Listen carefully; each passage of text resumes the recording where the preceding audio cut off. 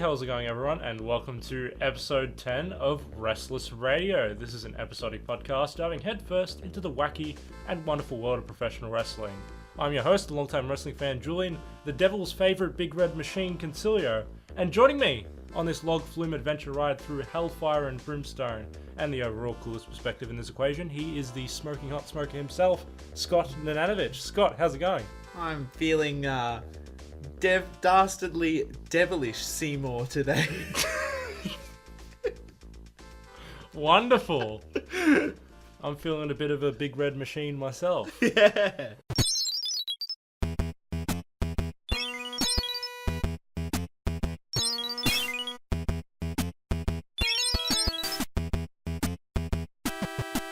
When we last left off, Dude Love and Steve Austin were tearing the house down with back-to-back pay-per-view matches. McMahon's investment in Dude Love failed, but Austin's next challenger will surely be too much for the Texas Rattlesnake.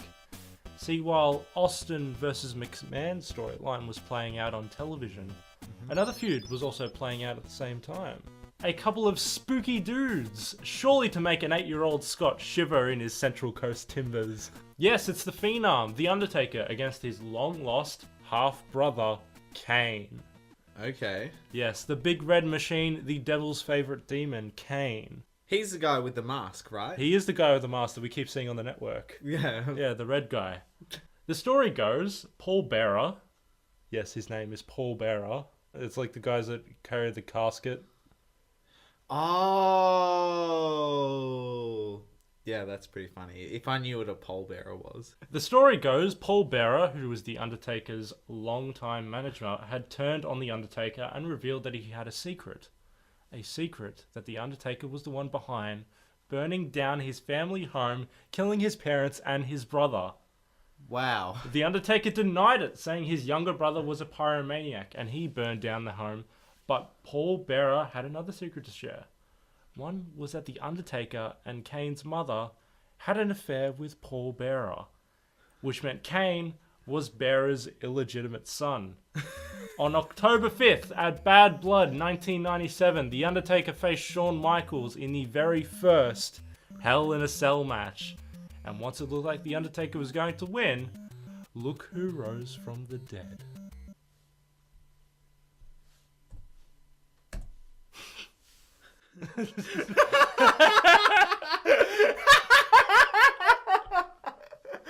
Oh my god.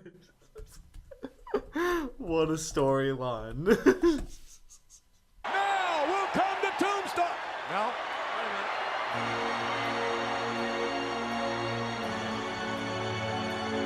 What else that?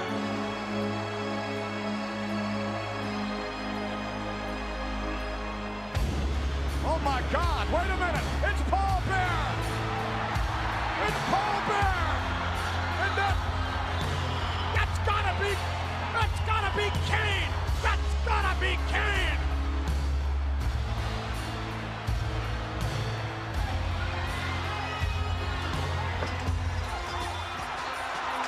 Oh my God! He just ripped the door off its hinges! Look at this! This is a... Oh my God! Look at the size of this human being! Or is that a human being?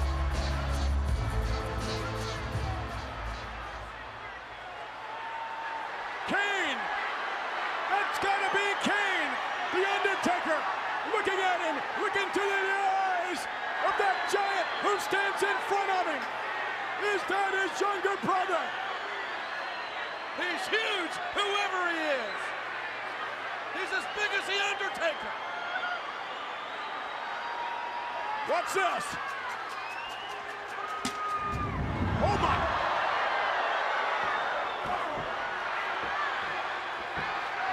The Undertaker! Tombstone! Undertaker! Set up for the tombstone! The Undertaker set up for the tombstone! Driven down to the canvas! That's gotta be Kane! It's The Undertaker's brother Kane, the Big Red Machine, the devil's favourite demon. Scott, what did you think of Kane? He looked fucking scary when all the lights were out. And it was just the red light. Just the red light? Just the red light. Yeah. He looked fucking terrifying. Yeah. But, like, as soon as the main lights came on, his mask looked scary. Kills the gimmick, you reckon? No, the mask looked scary. Yeah. But him wearing bright red, it just looked a little bit... He just turned from scary to silly. You didn't like the outfit? No. A lot of people love that outfit, actually. I think it's, like, cool for a wrestler. Because it's very, very unique. Like, it's full body outfit except the arm. Yeah. And on the arm, he's got, like, the big leather glove. Yeah. Yeah. But it didn't look scary anymore. Okay. Yeah. Like, You lost the mystique when the lights came back on. Yeah. Yeah, okay. Yeah. So this is an iconic moment for a lot of people, I would say, who grew up watching wrestling. Kane's debut, him ripping off the cell door. Oh, yeah, that was terrifying. Forcing his way in. The pyro on the ring post. That was the first time anyone had saw pyro on the ring rope. So when people saw that, I was like, fuck me, that's amazing. You know? And Kane looked like this scariest motherfucker in wrestling. So scary that The Undertaker, you know, King Boo himself, was shitting his pants at the sight of his younger brother. So overall, I think this is an awesome debut. Especially considering Kane himself, like the person who playing Kane, Glenn Jacobs, has gone through a plethora of shit gimmicks. And finally landed on a fucking beautiful one that was Kane. So Undertaker initially refuses to face his brother, but they end up doing a bunch of matches together anyway. They have an Inferno match, which is basically a match where the ring is surrounded by fire.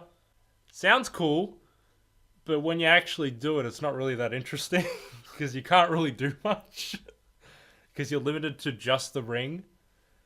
Yeah. So the only way to win is to put your opponent on fire. But like a lot of the time, it's a lot of just kind of push and shove sort of wrestling, which really is not that interesting, especially when you've got two big guys who aren't the most mobile of wrestlers. So it's good in principle, but when it's actually done, it's a bit boring. Yeah, which is kind of a bit of a story of their matches in general. Looks like it's going to be cool. Two big guys, but when you actually see it, the matches weren't really that great that they used to have. The feud, interesting. The story, interesting. The matches, kind of meh. Yeah, standard matches. Well, I suppose you've always said that when, you know, two wrestlers are in the ring together, it always works out better when they're both very different. Yeah, contrasting styles. I think with this case, they're like two big guys and they're just going to kind of run into each other a lot. I mean, that's fine. But when you get like 6 or 7 matches and they're all the same, yeah, it wears off pretty quickly. But they end up having a match to determine the #1 contender for the WWF Championship. Kane wins and is headed straight for Austin at King of the Ring 1998. In a first blood match. Yes, the only way to win is to draw first blood on your opponent. Ah. Kane, in his own pyromaniac ways, also made the declaration that if he didn't win this match, he would set himself on fire. And let's watch the match.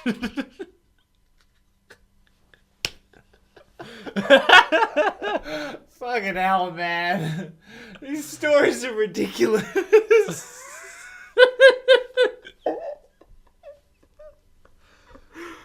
God, they're not subtle, are they? You want to be the #1 contender. You deserve to be the #1 contender. Let's see what happens when you have to face your brother, Kane. The Undertaker and Kane, and the winner's going to be the #1 contender for the Rattlesnakes title. Look at this. A destruction by mankind. Yes. Tombstone. Will that be enough? He got him. 1, 2, 3. Kane wins. The 7-foot monster is absolute. With Kane now the #1 contender, a deeper, darker, more confusing plot was aimed at the Rattlesnake. Wait a minute. Those Bruins. That's the setup. Look, could the Undertaker be coming out to make yet another challenge to Stone Cold? They place that casket right here at the edge of the ring. Wait a minute. Mankind's under the ring. Right in front of us. Mankind was under the ring all along. And there's Kane. There's Kane. Kane in the casket. Kane and Mankind.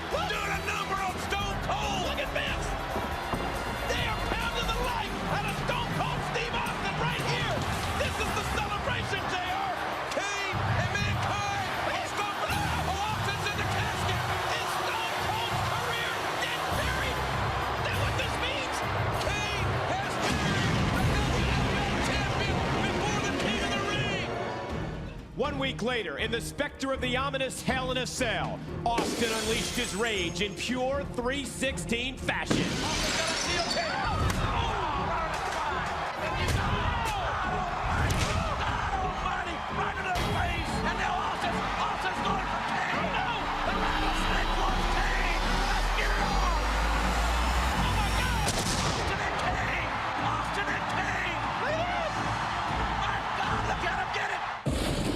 Kane challenges you, Austin, to a match in which clearly the winner will be the man who draws first blood on his opponent. What does he mean? To Kane, I say this. I'll accept any kind of match you want to throw at Stone Cold Steve Austin. I do not win the title. I will set myself on fire. You can be the human campfire, and I'll sit around and watch you burn all day long. You'll do it. And if you start to go out, you can rest assured that old Stone Cold will be right there to throw another log on the fire. A first blood match. I've bled before. I ain't afraid to bleed again. This, Kane, is your destiny. But when you put this son of a bitch on the line, it means your big dead ass belongs to Stone Cold Steve Austin. What the hell is that? Austin is covered. What is that? This Sunday, the blood on you will be real. He just said this Sunday the blood on you will be for real. Welcome to your worst nightmare. So this is King of the Ring 1998. What happened to King of the Ring 1998 that we watched? Oh.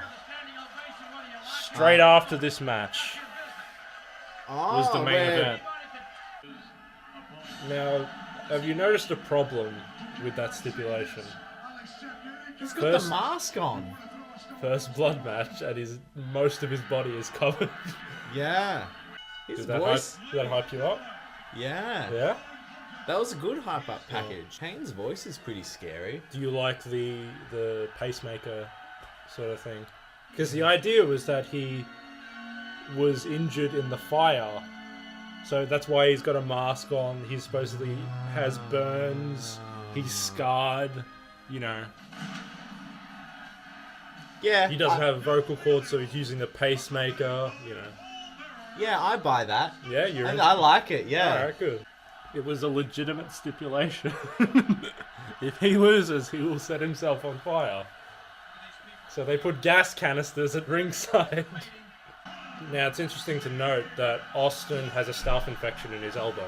Basically means there's a whole bunch of fluid in his elbow and it's completely inflamed. So that's why it's taped up like, it looks like it's fucking... You're about to explode. Yeah. He's waxing with his elbow.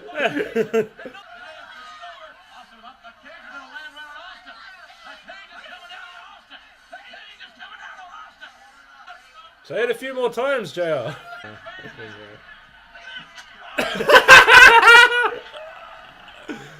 Oh, Is that the bell? no, it was a fan.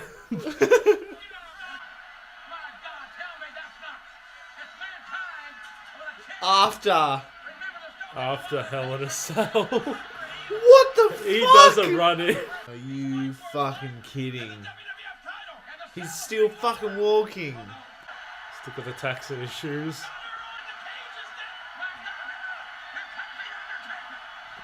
What?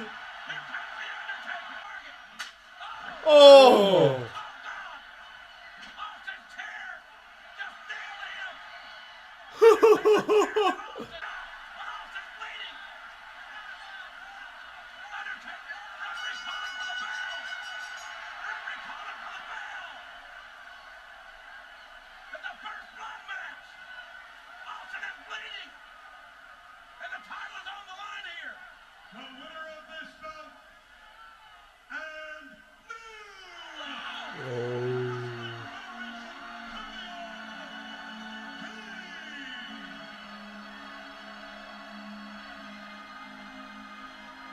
And we're back! First blood has been drawn on the pasty white skin of Austin. The odds were too much for the Rattlesnake to overcome, and he has lost the WWF Championship to the Big Red Monster Kane. Scott, what are your thoughts on that match? Well, fucking wasn't fair at all. Yeah, it was literally like every obstacle to overcome Yeah. in one bout. I mean, I don't know how they would have pulled off setting Kane on fire. Kind of an obvious stipulation. It's like, they're not going to fucking set him on fire. They're not going to cover a man with gasoline. No. Well, they did do that. They did that to the ref. I know, but they didn't set the ref on fire. Yeah, like, they're not going to set somebody on fire, so it was kind of like, well, why would you make that stipulation? You've just made it obvious that Kane's going to win. But I mean, it was probably time for, Austin's reign to end. What did you think of the match itself? Because I thought it was kind of meh. I enjoyed the match. You enjoyed it? Yeah, there were like a couple of things that were just kind of strange. It didn't really make much sense. Yeah, we'll get to those. Oh yeah, well. So match starts off hot. First of all, Austin has a staph infection in his elbow, and it's completely inflamed, like ballooned up his elbow, and it's completely taped up as well. It looks fucking. Oh, it was huge. It was huge. His elbow. It looked like it was about to explode. Commentator said he spent a few days in hospital, was having a fever and everything like that. So, well, there you go. He's still wrestling on this show. And just to make a note, this is the match directly after the Hell in a Cell match. Yes, there was another match after that match. I don't know why that didn't go on last. That should have. But, can't really plan for amazing stunts and then have to do a main event match after it. Yeah. The crowd was still hot, though. They weren't burnt out from that last one. They were still hot.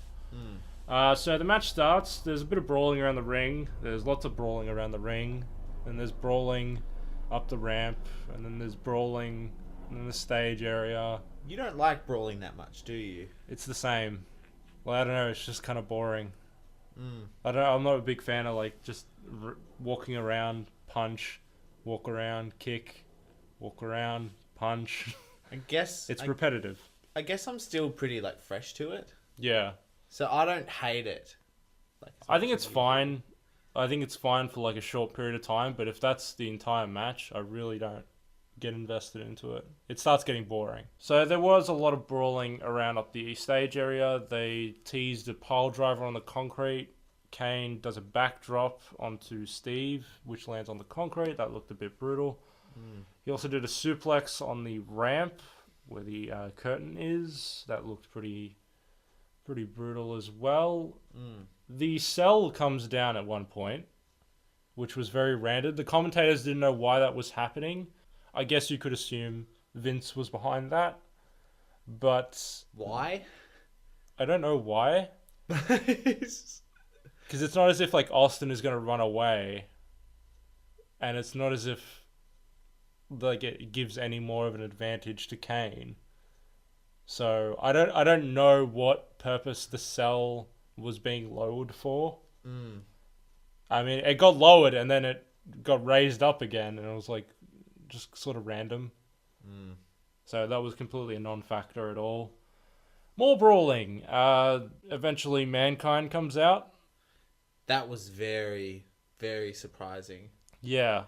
After that, for him to run in, still has blood on him, mind you. Still has the tacks in his shoes. Why the fuck was Mick not given the night off? Whose fucking decision was that? Send him out again. Who the fuck made that decision? Even Mick himself could have said, hey, is it alright if I just, not do the run-in later on? Yeah. I'm a little bit beat up. I have a bruised kidney. But no, Mick comes down running with a chair. This is after there was a ref bump, so the ref had been taken out. Mick comes down with a chair.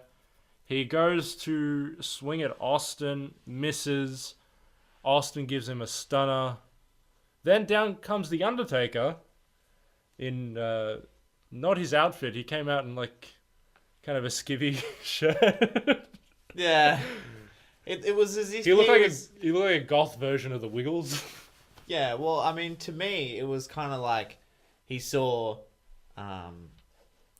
Mankind run out and was just chasing after him Pretty much, yeah. to try and stop him from interrupting. But, like, he does the exact opposite. Yeah, so Taker ends up hitting Austin with a chair when Mankind ducks. Unintentionally, but still. Austin goes down, and I'm pretty sure that chair hit was what made Austin yeah, draw blood. that was the chair shot that made him bleed. So then Undertaker grabs a gasoline can and then starts pouring it onto the ref. I was confused by this. And so were the commentators. They weren't helping at all. I think it was to wake him up. I guess. You know how, like, if someone's asleep, it's a common trope to splash water in their face? I do remember the commentators saying the ref has been revived. I guess that was the thing. All right. We'll go with that. We'll go with that. It's a bit of a shock to have gasoline poured on you. To me, it was just random, and I guess the commentators didn't do a better job of properly saying he's trying to revive the ref. Yeah, but I mean, imagine if you were there watching it. I'm sure there's water under the ring. There's fucking everything else under the ring. There's thumbtacks. I'm sure there's water. Yeah. So Kane comes back in, hits Taker with a chair. Taker goes down. Steve gets back up and smacks Kane in the head with a chair, which was pretty vicious. Kane goes down. Steve is ready to hit him again when the ref wakes up, looks at Steve and says, "Hey, mate, you got a lot of blood on you." And rings the bell. And Austin loses the WWF Championship to Kane. What did you think of the finish? It felt pretty unfair for Steve Austin. Yeah. Like, just that match, it was a bit like, oh, well, that kind of sucks. Not as in, like, that was a shitty match. But, like, it was just resolved horribly. So do you think you felt the emotion that they wanted you to feel, which was 100%. disappointment? Yeah. You're like, oh no, Steve got screwed. Yeah, that because was the reaction of the crowd, I think, was everyone was stunned. And like everyone was stunned, and then they waited for the ring announcer to say, and the new WWF champion announced is Kane. And so I thought that was delivered perfectly. And obviously the camera shot on Austin covered in blood, eyes wide open, completely shocked. That he's just lost the WWF Championship, and then they cut to a camera on the skybox where Vince is sitting, and he's just like a sense of relief has just washed over his body. He has that evil smile. There's a little smirk and a little bit of a nod, and just so at peace with the world. Vince, the Overlord watching over. Yes, I thought that was a great shot. Overall, the match I thought was fine. Yeah. I mean, it's kind of hard to follow that Hell in a Cell match prior to it. Yeah. They had a tough act to follow. So, it was fine. Yeah, they did their job. I think story-wise, they executed it well. Yeah, story-wise was good. The emotion at the end of the match was very, like, you felt like the way they wanted you to feel, which was, that sucks for Steve. Exactly. That's not fair at all. Well, Austin has lost the WWF Championship and Vince has finally got the belt. However, the next night on Raw is War, June 29, 1998, Vince and the Stooges have an official championship ceremony to crown the new WWF champion to Kane. But the celebration is short-lived as Austin comes out to spoil the party. A champion who is a man among men. A champion whose lips have never so much as tasted an alcoholic beverage. Just like me.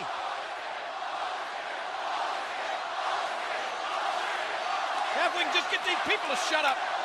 Maybe we need new fans, too. A champion who's never uttered the first obscenity in his entire life. And a champion, ladies and gentlemen, whose only hand gesture is to salute the flag of the United States of America. All right. I give you a role model. I give you a champion for the new millennium. I give you the World Wrestling Federation champion. I give you Kane.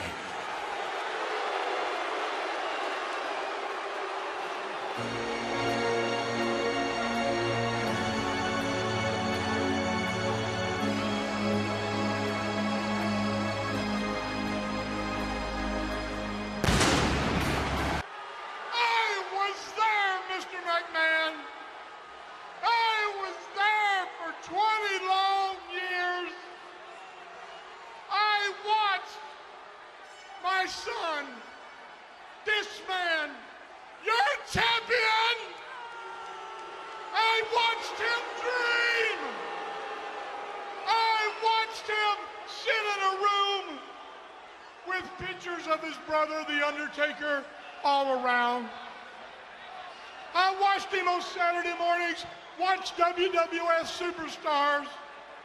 He would say, "Dad, I want to be like him." But I said, "Kane, you can be better than him." It's not wrong to dream. He was harassed. He was ridiculed. He was put down.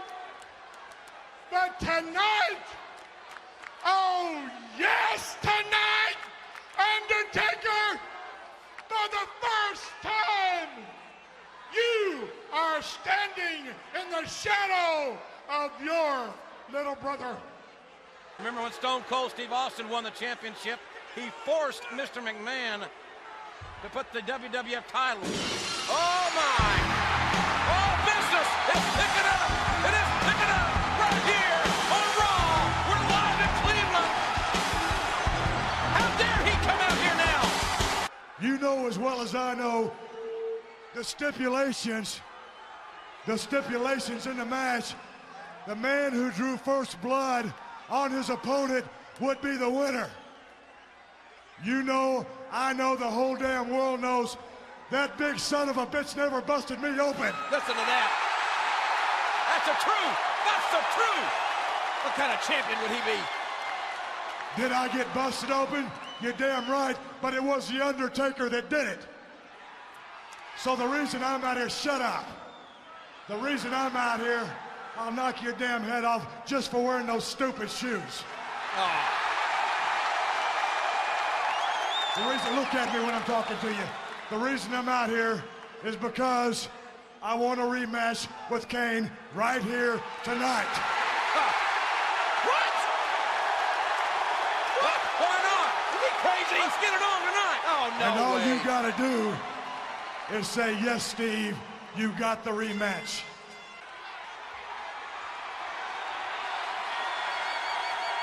I sat back there and listened to you spew out a bunch of garbage about for how 20 years you wanted to be like your big brother. Finally now, you're not in the shadow of The Undertaker, but now you're bigger than The Undertaker, and The Undertaker's down here. And I look at you, and you're 7 feet tall, you weigh over 300 pounds, and The Undertaker, anytime he won that belt, he actually did that. He won the damn belt. Well, what he did last night was win the belt again and then hand it to your sorry ass. Uh-oh. Now business is about to pick up. You've got to ask yourself, could I have beaten Stone Cold Steve Austin fair and square? That's a yes. Shut up. If you don't give me the rematch, you'll never know. And how are you going to go through life saying, "Oh, I was the WWF champion, but my big brother won the damn belt and then handed it to me"? So what I'm asking you,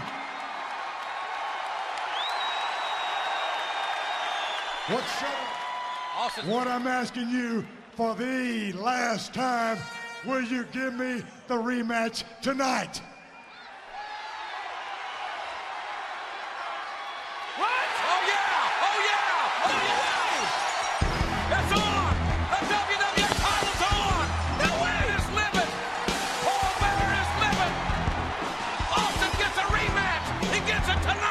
So Austin invokes his rematch clause that he is entitled to in a wonderful segment that we just watched. What do you think of that segment, Scott? That was brilliant. Yeah, I thought that was a fantastic segment. Or everyone played their roles perfectly.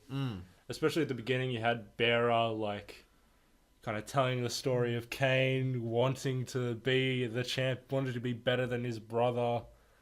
Obviously, Vince is so proud of the new WWF champion, a role model to children. What a top guy. Never, bad gestures. Never tasted alcohol. Salutes the flag. A role model for all. But then Austin comes out and decides he wants to goad Kane into a rematch that very night. Nobody has the guts to tell him no until Kane gives him the nod of approval. There was one moment during that promo when Austin said, the guy who wins is the person who draws first blood. Yeah. I thought at that point the Undertaker was going to come out and take the belt. He was going to declare himself the champion. Yeah. And then Austin would verse the Undertaker. Yeah. Because that would have been the biggest spit in the face on Kane. That was a perfect little storyline, loophole to give Austin that reason to have a rematch. Even though he's entitled to it anyway, within kayfabe. It's once you lose the championship, you are entitled to a rematch. Oh, really? Yeah, so in kayfabe, that is a rule that they try and uphold. Most of the time, anyway. Okay, yeah. But with this, it actually gives them even more reason because Kane wasn't the one that drew blood on Austin. Later in the evening, Raw's War for the WWF Championship. Kane versus Steve Austin. Who's gonna win? Oh, jeez.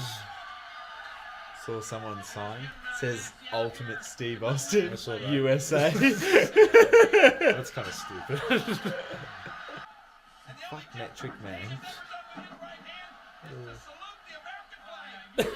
Salute the American flag. We just need to get some more white and blue on that attire, man. I really want to hate someone for being fat, but it works well with his character. Yeah. That is chubby, Yeah. balloon chin. What? The Undertaker's out here. It's a normal match. What happened to it being a normal match? It is a normal match. He hasn't done anything. He's just watching, man. It's okay. The stunner.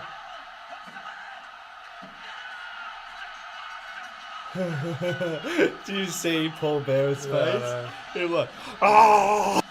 Got it back. Got it back.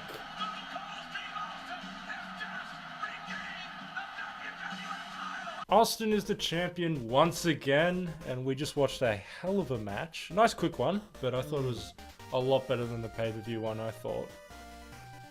What did you think of the match overall, Scott? Austin's the champion again. I think the overall result of the match was good.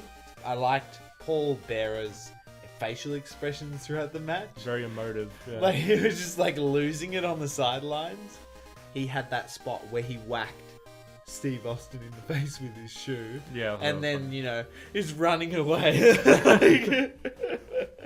All scared. He's a very roly-poly man. Yeah. Paul Bearer. I think Paul Bearer, in terms of a character, he's a manager that probably only suits a certain number of guys in terms of their character and his character. But when he does get paired with them, fuck, he's amazing. So expressive and so emotive as well with his words and his facial expressions. Yeah, well... Very, very cool character. Yeah, well, him, in comparison to The Undertaker or Kane, who are supposed to be soulless guys, it works really well. With Bearer, he only managed 3 different guys in the WWF. I think he managed Vader at one point. I might be wrong on that. But yeah, the number of people that he manages, very limited because the character that he has is so unique, so creepy and this weird guy, like, obviously The Undertaker fits along in that category, and so does Kane, and so does Mankind. But other than that, not a lot of characters to kind of, for him to work with, and I guess that's why they didn't use him a whole lot. This year they use him quite a lot, though, and I'm glad, because he's a very good performer.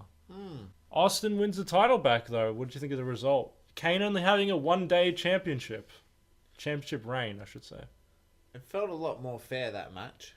Yeah, simple match, clean finish.